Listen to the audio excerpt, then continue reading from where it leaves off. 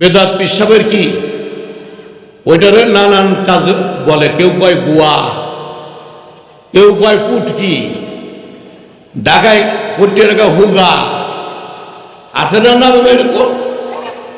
তাই মাঝে মধ্যে ওই ফকির ওই বেদাত ও তো ডিলা কুলুপ নাই, আর ও রাত জায়গায় খিচুড়ি খায়, ভিতরে খুব গন্ধ, মাঝে মাঝে কিছু বাতাস ছাড়ে, বউ সহ্য করতে না পাইরা হ্যাঁ রাগ কইরা কয় বুইয়া পীর তোর দাঁত বাইরে ফেলাবো, তোর নাক ছিঁড়ে ফেলবো, তোর মুখ আমি বন্ধ করে ফেলাবো। এটা হাইটা নাক পায় না, মুখ পায় না, চোখ পায় না। ও মহিলা মানুষ অন্ধকারে ভয় পেয়ে গেছে, ভয় পেয়ে চুপ করে শুয়ে রয়েছে। সকালে জিজ্ঞাসা করে, এই এই এসে রাত্রে তোমার মুখ পাইলাম না, খালি গোয়া পাইলাম। কয় দেখ আমার কারামত বলে তুই বাসনা তালাশ করে। আমি ফকির, আমি বেদাত, আমারে বেদাত কয় মানুষে আলেমরা আমারে বেদাত কয়, আমার কারামত আমি শুইলেই আমার মুখ গোয়া হয়ে। সকল মুসলমান ভাইরা কি ব্যাপার, আপনি হাঁটবেন আবার কথা বলবেন?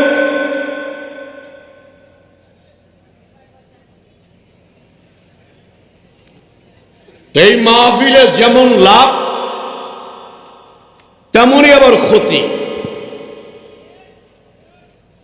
এই মাহফিলের শেষে যখন মোনাজাত করবে, জাহান্নামের খাতায় তার নাম ছিল। এই ওয়াজ শুনলে নিয়ত করলো যা শুনলাম তা করব, আল্লাহ তাকে জাহান্নামের দপ্তর থেকে নামটা কেটে জান্নাতে উঠিয়ে দিলেন। সুবহানাল্লাহ কি সবাই কইছেন? বুখারী শরীফের ভিতরে আসছে। বুখারী শরীফ চিনেন? হ্যাঁ চিনেন? অনেকে জীবনে ধরেই নেই হাত দেয়। আল্লাহ কোরআন শরীফের পরেই যার স্থান, তার নাম হলো বুখারী শরীফ। সুবহানাল্লাহ কবেন না? যদি বলতাম যে বুখারী আল্লাহর কোরআনের পরে আপনার শ্বশুরের নাম, যে খুশি হইতেন আপনি, যে কায়দা মতো বিয়েটা করছি আমি। আর আমি বললাম আল্লাহর কোরআনের পরেই স্থান হলো বুখারী শরীফ। সুবহানাল্লাহ বলেন, আরো জোরে বলুন। বুখারী শরীফের ভিতরে আমার রাসূল ইরশাদ করেছেন, সুবহানাল্লাহি তামলাউল মিজান, আলহামদুলিল্লাহি তামলাউল মিজান, আল্লাহু আকবার তামলাউল মিজান। আমার দিকে তাকান, আমি তো সেরকম আলেমও না, এলেমও নাই, আমলও নাই, কিন্তু আবার ডান বাম পাশে পিছনে সামনে কত আলেমের দিন বসা। আল্লাহর কসম, হাক্কানি মুহাক্কিক আলেমের চেহারার দিকে শ্রোতারা যতক্ষণ মুহাব্বতের নজরে তাকাই থাকে, তার সগীরা গুনাহগুলি ঝরঝর ঝরঝর করে পড়তে থাকে। আপনারা কেউ কোনো দলিল দিতে পারবেন যে একটা মন্ত্রীর চেহারা দেখলে গুনাহ মাফ হয়? হ্যাঁ, জোরে বলেন, আরো জোরে বলেন। কেন? কেন? আলেমের সঙ্গে ইসলামের সঙ্গে সম্পর্ক, আলেমের সাথে, রসুলের সাথে, হাদিস কোরআনের সাথে, জায়েজ না জায়েজের সাথে,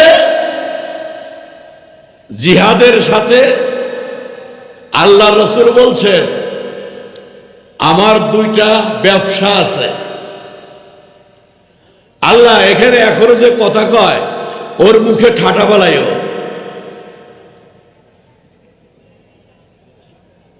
কত লোক বসছে সেই মগরবের থেকে, দুই একজনের তো পেশাব আসবেই, তাই না? কি বলেন? ওই একটা পলিথিন লন, বসে বসে ওভেন করে গরু বাইরে থুয়ে দেন। আমার বাজান, আমি কি বলতেছি? হ্যাঁ না, তা আমি বলতে, আর তাছাড়া এখন বললাম কোন কথা থেকে এদিকে আসলাম? হ্যাঁ, আল্লাহ রাসূল বলছেন, ও সাহাবারা, আমাকে যারা ভালোবাসো শুনো, দুইটা ব্যবসা আমার আছে। এই ব্যবসা দুইটা যে উম্মত যত্ন সহকারে দুনিয়াতে করবে, কিয়ামত পর্যন্ত যদি করে, তাহলে সে আমার সাথে জান্নাতে থাকবে।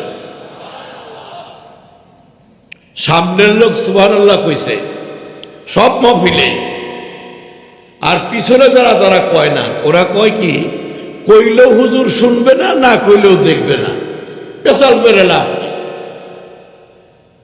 ও যে মূর্খ, এতে কোনো সন্দেহ। আমি বললাম সুবহানাল্লাহি তামলাউল মিজান। রাসূল বলেন, আমার একটা উম্মত ওযু ছাড়া নাপাক শরীরে যে কোনো সময় পায়খানা পেশাব স্ত্রী সহবাস বাদে ওযু নাই, শরীর নাপাক, কিন্তু হঠাৎ করে বলছে সুবহানাল্লাহ। আল্লাহ রাসূল বলেন, এই ব্যক্তি একবার সুবহানাল্লাহ বলল, আমার উম্মত, আল্লাহ পাক আমার খাতিরে এই উম্মতটাকে এই আসমান থেকে সারাটা পৃথিবী জমিন বরাবরের একটা খালি জায়গা, আমি নবীর খাতিরে একবার সুবহানাল্লাহ বলার কারণে এই এলাকাটা সারা দুনিয়াটা নেকে ভরপুর করে দেন। কত কত টাকি আছে না? টাকি ছিলেন? টাকি, সব মাছের চেয়ে টাকির দাম কম তুলনামূলক। সব মাছের ভিতরে মাথা চুষলে কিছু পান, কিন্তু টাকির মাথা সারা সারা কিছু পাওয়া যায় না। কিছু টাকি মার্কা মানুষ আছে, যাই বলেন লাভ দিয়ে পড়ে যাওয়া অন্য জায়গায়। অবাজান, একজন কয়, জালালি ভাই, একবার সুবহানাল্লাহ কইলে দুনিয়াটা যদি বইরে যায়, আবার পরে সুবহানাল্লাহ বলবো, এই সওয়াব থুবো কোথায়? এই যে পৃথিবীটা আছে, এইটার বাইরে কি কোনো জায়গা আছে? হ্যাঁ আছে? ওই মুরতাদ বেঈমান কাফেরের বাচ্চা, মন্ত্রী হও, মিনিস্টার হও, নেতা হও, যা হও, তুমি যে কেউ হও, হট or not, তুই যে কেউ হও, এই যে পৃথিবীটা, এর চেয়েতে সূর্যটা কত গুণ বড়?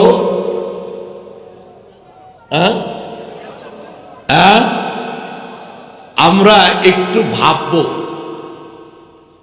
ভাইবে চিন্তা করে, হয় নামাজ পড়বো নয় না পড়বো না, হয় সুদ খাবো, হয় খাবো না। আমি এলু পাথারি অল্প সময়ের ভিতরে অনেকগুলি কথারে বাইসা সোজা ভাষায় বলতেছি। এরপরেও যদি কেউ মনে করেন যে জালালি ভাই কি বললো আমি বুঝলাম না, ওর এই বাস দিয়ে বাইরেও বুঝবে না। ও আলা কুলুবিহিম, ওর কলবটা আল্লাহ মোহর মেরে দিছে, ওর ভিতরে ঢুকবে না এইসব কথা। আবার বাজার, এই পৃথিবীর চেয়ে আমরা কইকার জায়গা তো নাই। হুজুররা ওয়াজ করে যে সবচেয়ে ছোট ব্যস্ত যারা দিবে, সেটা হবে এই দুনিয়ার 10 দুনিয়ার সমান। তারা একা একা বসে গল্প করে, এই গাঁজা খাওয়া গল্প হুজুররা কই কিভাবে? এই দুনিয়ার 10 দুনিয়ার সমান, আর দুনিয়া কই? এই মূর্খর বাচ্চা জানে না যে এই পৃথিবীর চেয়ে সূর্যটা কত বড়। 13 লক্ষ গুণ বড়। আল্লাহু আকবার। কত কত তারকা আছে, এক একটা তারকা এই দুনিয়ার কোটি গুণের চেয়ে বড়। এটা জোরে বলেন, আরো জোরে বলুন। জায়গা বলে নাই, আল্লাহর জায়গা নাই, জোরে বলুন আছে। আমার বাবা, আমি সামান্য অল্প সময় কথা বলেই অন্য মেহমানরা আসছেন, বাংলার উজ্জ্বল তারকা, আলহামদুলিল্লাহ বলেন। আমার বাজার আমার আগে ওয়াজ করে গেলেন সুদের কথা, বলছেন না, জোরে বলেন। আমার বাজার যারা আসলে সুদ খায় তাদেরকে কিতাব কোরআন দিয়া যদি গুলাইয়া পেটের ভিতরে ঢুকে দেয় তাও কেউ সুদ ছাড়ে না, এরকম আছে না? বুড়ে হয়ে গেছে, কবরে দেওয়ার টাইম, তখনও লাভ করে লাভান করে টাকা দেয়। আবার একটা কথা ছোট্ট মনে পড়লো, কি আর একজনের সন্তান হয় না, তা পীর ধরছে বেদাত পীর। কি পীর? কি পীর? বেদাত পীর। কিছু লক্ষণ আছে, এটুকুই কথা কয় না। একটা বেদাত পীর নামাজ পড়ে না, ওযু গোসল করে না, চারি কাটে না, চুল কাটে না, পানি পায়খানা করে পানিও খরচ করে না অনেক সময়। তো বউ তারে বেশি পছন্দ করে না। ধর তুমি কিসের পীর? তোমার তো কেরামত দেখলাম না আজ পর্যন্ত, কোন কেরামত দেখাইছো? তো দুইজন শয়, তো বউটা হলো খাটো আর ওই বেদাত পীরটা হলো একটু লম্বা। শুয়ে সেটা ওনার অভ্যাস, সামনের দিকে পিছন দিকে খালি পিছিয়ে যায়। তো অন্ধকার রাত্রে শুইছে, উনি পিছিয়ে গেছে, বউটাও খাটো, তাহলে ওই পীরের হইল পাছা আর বোর হইল মুখ। কি কথা কয় না? আমার সাথে ঝগড়া করবেন? কোন বাবার বেটা হইলে একলা আসেন, আমি মোটামুটি ভাবে খালি উপরে পড়লেই যথেষ্ট, ঠাসা দেওয়া লাগবে না। আবার বাজার যে বোর মুখ আর বেদাত পিসাবের কি, ওইটারে নানান কাজ বলে। কেউ কয় গুয়া, কেউ কয় পুটকি, ঢাকায় করতে রেখা হুগা, আছে না নাম এরকম। মাঝে মধ্যে ওই ফকির, ওই বেদাত, ও তো ডিলা কুলুপ নাই, আর ও রাত জায়গায় খিচুড়ি খায়, ভিতরে খুব গন্ধ, মাঝে মাঝে কিছু বাতাস ছাড়ে। বউ সহ্য করতে না পাইরা, হ্যাঁ, রাগ কইরা কয়, বুইয়া পীর তোর দাঁত বাইরে ফেলাবো, তোর নাক ছিঁড়ে ফেলবো, তোর মুখ আমি বন্ধ করে ফেলাবো। এরকম হাইতে নাক পায় না, মুখ পায় না, চোখ পায় না। ও মহিলা মানুষ অন্ধকারে ভয় পেয়ে গেছে, ভয় পেয়ে চুপ করে শুয়ে রয়েছে। সকালে জিজ্ঞাসা করে, এই এই এসে রাত্রে তোমার মুখ পাইলাম না, খালি গোয়া পাইলাম। কয় দেখ আমার কারামত বলে তুই বাসনা তালাশ করে। আমি ফকির, আমি বেদাত, আমার বেদাত কয় মানুষে আলেমরা আমার বেদাত কয়, আমার কারামত আমি শুইলেই আমার মুখ গোয়া হয়ে যায়। যে হাসতে জানে ও ভালোবাসতে জানে, যে হাসতে জানে ও কাঁদতেও জানে। আপনাদের কষ্ট হইতেছে? আজকে বক্তা বেশি, তার জন্য রাত যদি একটু বেশি হয় তাতে কষ্ট হবে। বাজান হতে পারে আজকের এই মহফিলে শেষ পর্যন্ত আপনার থাকার কারণে আল্লাহ আপনার জিন্দেগির গুনাহ, জোরে বলুন, মাফ করে দিতে। সুদের ছোট্ট একটা কথা আমি বলবো, তো বেদাত পীর তো পোলাফান হয় না। পীরের কাছে বলছে, বাজান ও বাবা আমার একটা ছেলের দরকার, বাবা একটা ছেলে দেন।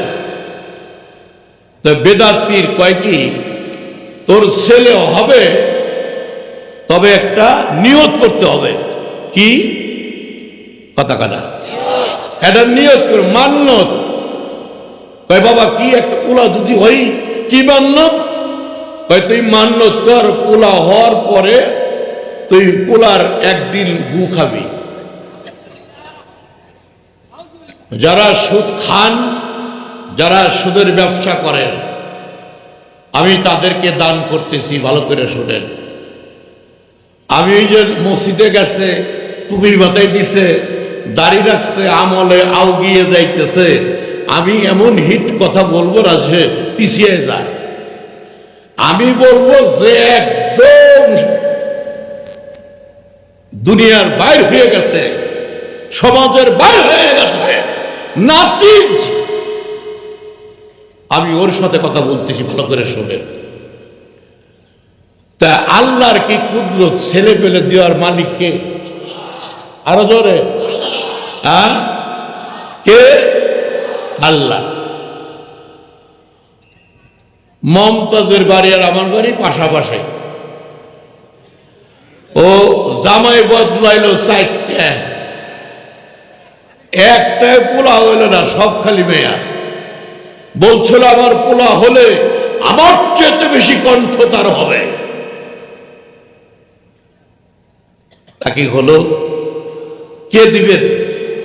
একটু জোরে। তাই তোর পোলা হবে, একটা মান্যত কর। বাবা কি মান্যত করুন? কন কন কন। কয় মান্যত তোর পোলা হইলে, পোলা যখন পায়খানা করে ওই পোলার একটু গু খাবি।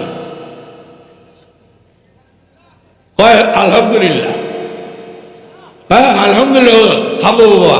বাড়িতে গেছে, যায় খুব আনন্দ টানন্দ, ওগুলি আর দরকার নাই। রাত চলে গেছে, 1 মাস 2 মাস 3 মাস, বউ কয় বাবার দোয়া কবুল হয়ে গেছে, আমার যে সন্তান গর্বে। আলহামদুলিল্লাহ বলে, আলহামদুলিল্লাহ বলবেন? হ্যাঁ, শয়তানের ওয়াজে আলহামদুলিল্লাহ বলবেন? আল্লাহু আকবার।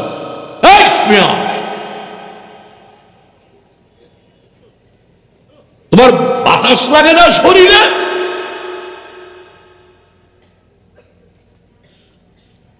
এরশাদ সাহেব প্রেসিডেন্ট ছিলেন, ওনার ছেলে পেলে কয়জন? কথা কন, জোরে বলেন। ও জায়গায় মন্ত্রী, মিনিস্টার, এমপি, মন্ত্রীর 4 পয়সার দাম নাই। এটার সুদ মালিক হলো আল্লাহ। তাই 10 মাস হয়ে গেছে, মনে আছে? আপনার মধ্যে বেজার হইতেছে। তাই জায়গা ছিলেন কয় মাস? 10 মাস। হঠাৎ প্রসব বেদনা দেখা দিছে, ছেলে হয়ে গেছে। আরো খুশি বেশি না? ছেলে হয়েছে। খুব শুনেন, ছেলে পেলে হইলে 6 দিন বা 7 দিন মারা আতুর ঘরে ঘর গুছায় না, একটু আগুন জ্বলায় ওখানেই থাকে, এরকম আছে না? জোরে বলেন। 7 দিন পর্যন্ত দরজা খোলে না, ছেলের ব্যারাম হইতে পারে। বা কেউ হাত পাও না দুইয়া আগুনে সেইকা তারপরে পোলা ধরে। তাই এখন বলছে মেয়ে লোকরা মান্যত মানার মানে এত শখ, পোলা হওয়ার পরেই তোর পায়খানা করে না, একটু দুধ টুধ খাইছে, তারপরের দিন এই 25 গ্রামের মতো পায়খানা করছে। তাই বউ ওই 25 গ্রাম পায়খানা গু ওই একটা চামিচে, চা চামিচে দিয়ে, তুমি কই গেলা? আমি তো এখানে। তাড়াতাড়ি করো, পোলার আবার কিছু হয়ে যাইতে পারে, বাবার মান্যটা আদায় করে ফেলাও। নাও, যতই বেদাত হোক, যতই খারাপ হোক, গু হাতে নিয়ে মুখের কাছে আনে, আবার কয় কেমনে খাই, টেস্ট লাগে না, কোনো কিছু কেমনি খাবো, কি করব, চিন্তা ভাবনা করতে করতে করতে কয় যে আজকে ভালো লাগতেছে না, আগামীকাল খাবো। আবার আগামীকাল পায়খানা করছে। প্রথম দিন তো দুধের পায়খানা নরম, মোটামুটি খাইলে খাওয়া যাইতো। তারপরের দিন একটু শক্ত হয়েছে না, গন্ধটা বেশি হয়েছে না, ধরে বলে এরকম করতে করতে করতে আর খাওয়াই হলো না। বছর 12 হয়ে গেছে, এখনো গু সাথে গু খায় না। চিন্তা করে প্রথম যদি খাইতাম এত গন্ধ হইতো না, আর এখন যে করা গু, হায় হায়, কপালে লাগাইলে কপাল ভেঙে যায়, গু ভাঙে না, হায় হায় কেমনে খায়।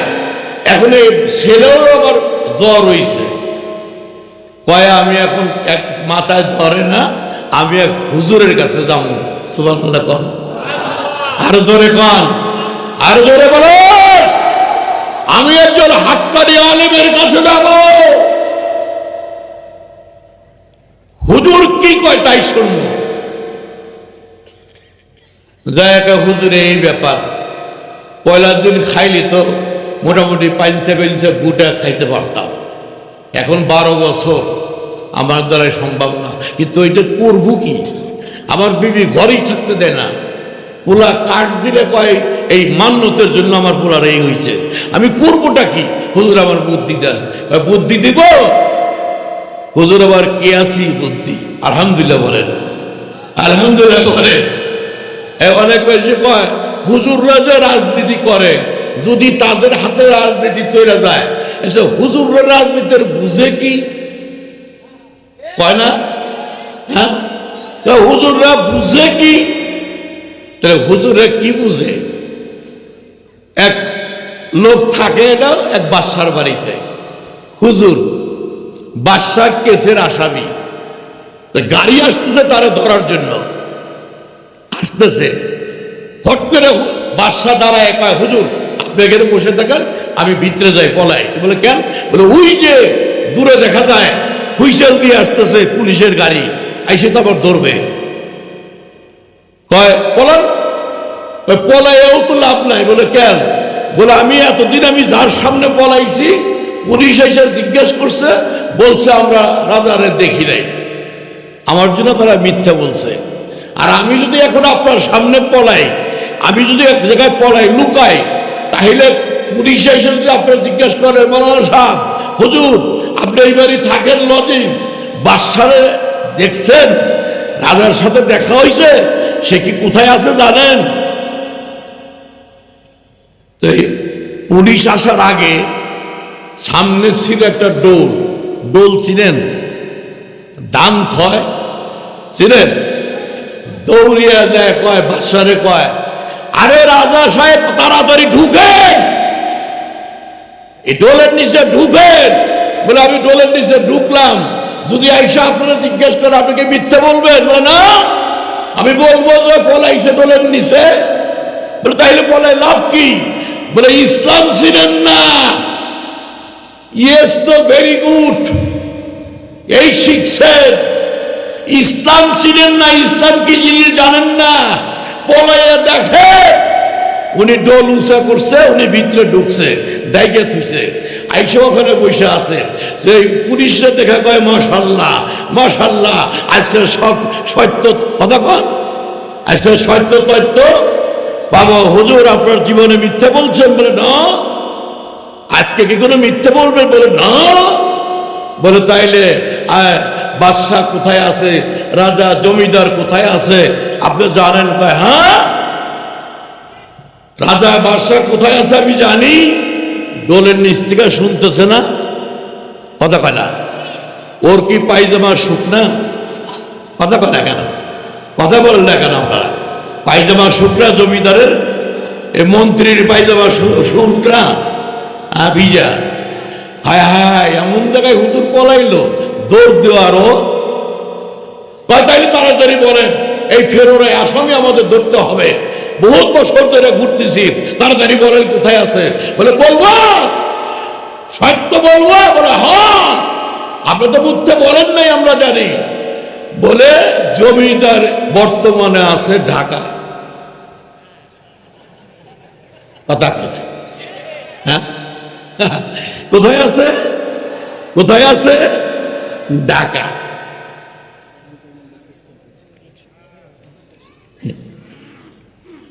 মিথ্যা বলছে, সত্য বলছে, ধরা পড়ছে না। ইসলাম এমন একটা জিনিস নিজেও ঠকে না, কাউরে ঠকায় না, তারপরে লাভ হয়। আবারও কয় যে এরা রাষ্ট্র চালাবে কেমনে কিনা, কবিস তুই ইসলামের জানিস কি তুই? আবার বাজান, ও বাজান, তো কে আছি হুজুর মনে আছে? ওই যে 25 গ্রাম গু যতক্ষণ না কেন, যারা ঘুষ সুদ খায় তারা কইতেছে হুজুরে 1 লাখ দিকুরাও পায়, তাহলে ওর গিরে বাটিয়াবি না ভেঙে ছাড়বো না, মনে মনে কইতেছে। আমার বাজান শোনেন, হুজুর কয় তাইলে তুমি একটা কাজ করতে পারো, গুতু আর খাইতে পারবো না, খাওয়াও জায়েজ নাই, তো মান্যটা যখন তোমার আদায় করতেই মনে চায়, তাহলে তুমি একটা কাজ করো, তোমার বাড়ির পাশে কোনো মানুষ সুদ ঘুষ খায়, বলে হ্যাঁ, বলে বিনি দাওয়াতে বিনি কারণে কামনা কুমনা না দিয়া এমনি তার বাড়িতে এক বক্ত ভাত খায়ও। ইমাম মালিক রহমতুল্লাহ আলাইহির এক জমিদার খানা পাকায় পাঠাইছে, এই খানা সামনে এনে নাকের বগলায় না রাখাল রেখে নিয়ে যাও, আমি এটা খাবো না। হুজুর কেন, গন্ধ হইছে? না, সুদ ঘুষের বাসনা পাইলাম। তো ওখানটা যাইতে যাইতে আবার খানা গেছে গন্ধ হইয়া, পয়সা গেছে নদীতে, বাটি বুটি ধুইয়া চলে গেছে। ইমাম আব্দুল মালিক রহমতুল্লাহ যতদিন বেঁচে গেছে ওই নদীর মাছটাও খায় নাই। আল্লাহ একটু জোরে বলবেন না, কথার লোট কত, ওজন কত। আমি বিদায় হয়ে যাব, আপনারা রাগ করতেছেন বুঝতেছি, আর ঊর্ধ্বে 20 মিনিট সময় আমি যাচ্ছি, চলে যাবার পথে আমি বলে দিয়ে যাই, হয়তো আমার হবে না কো এই পথে আর আসা, পথের দুধারে রোপণ করে গেলাম বুকের ভালো ভাষা। আমার বাজান, এদিকে একটা মসজিদ আছে না এখানে, হ্যাঁ এইখানে মসজিদ না, এই মসজিদের যখন একটা ইটও গাঁথা হয়েছিল না, ওই সেটা ওই দিকে না করলাম, একদিনে একটা মসজিদ হয়ে গেল। আলহামদুলিল্লাহ বলুন, জোরে বলেন না কারণ আলহামদুলিল্লাহ। ও বাজান, ও আমার মা বোনেরা, এখানে যে একটা মাদ্রাসা হচ্ছে, ছাত্র কতগুলি? 700। আলহামদুলিল্লাহ বলেন, জোরে বলেন আলহামদুলিল্লাহ। কত শিক্ষক, এদের খাওয়া, জামা কাপড়, কিতাব আদি, গরিবের চিকিৎসা, এই সব নিয়ে মাসে মোটামুটি কত টাকা খরচ হয়?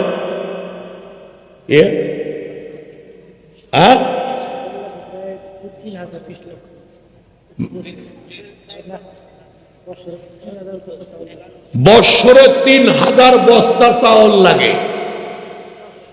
3000 বস্তা চাউলের দাম কমসে কম 500 টাকা। জোরে করে রেখে না, আর 100 বাড়াই দেন, হয় তাহলে তো আকল হয়েই গেছে। আপনারা তো বুঝেই গেছে, এই মাদ্রাসার সারা বছরের এতিমদের এই চাউলটা ইসরাফিল সাহেব, ওনার বাবা জনাব দেলোয়ার হোসেন সাহেব, আরো যারা আছেন সাথে, এদেরই